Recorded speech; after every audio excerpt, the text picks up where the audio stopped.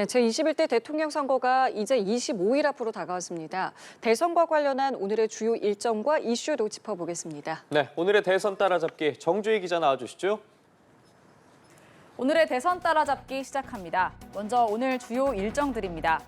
민주당 이재명 후보는 영남에서 3차 경청 투어를 펼칩니다. 오늘은 민주당의 험지로 꼽히는 경북 지역을 돕니다.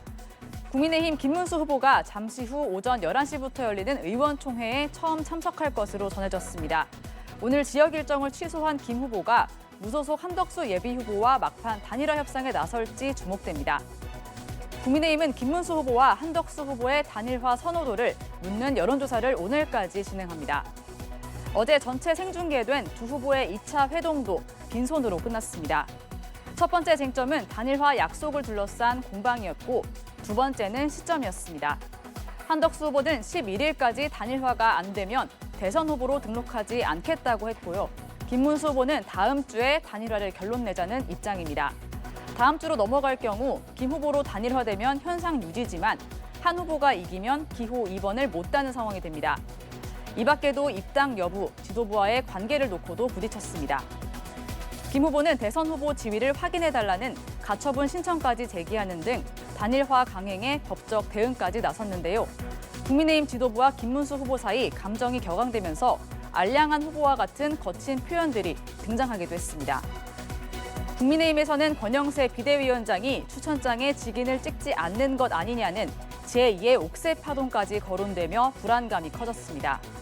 옥새 파동은 2016년 총선에서 국민의힘 전신인 새누리당 김무성 대표가 일부 공천에 직인 날인을 거부하고 잠적했던 일을 가리킵니다.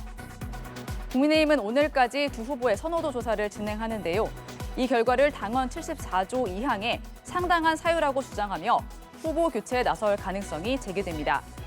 김 후보 측에선 전당대회 금지 등의 가처분 신청을 제기해 놓은 상황인데요. 이에 대한 판단이 이르면 오늘 중 나올 것으로 전해졌습니다. 가처분 신청이 인용돼 전당대회를 열지 못하면 후보 교체는 불가능합니다.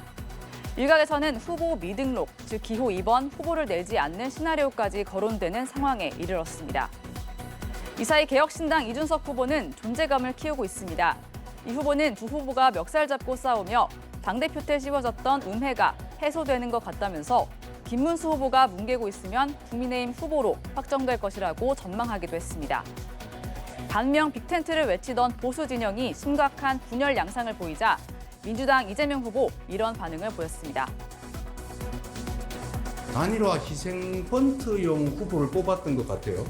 저는 강제 결혼은 들어봤어도 강제 단일화는 처음 들어봤는데 좀 웃깁니다. 미안합니다. 죄송합니다. 이 후보는 오늘 보수 텃밭인 경북 지역을 순회하면서 외연 확장 행보를 펼칩니다.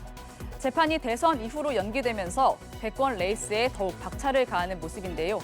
이 후보가 민생 행보에 주력하는 반면 민주당은 조희대 대법원장 탄핵 가능성까지 거론하면서 사법부 압박을 이어가고 있습니다.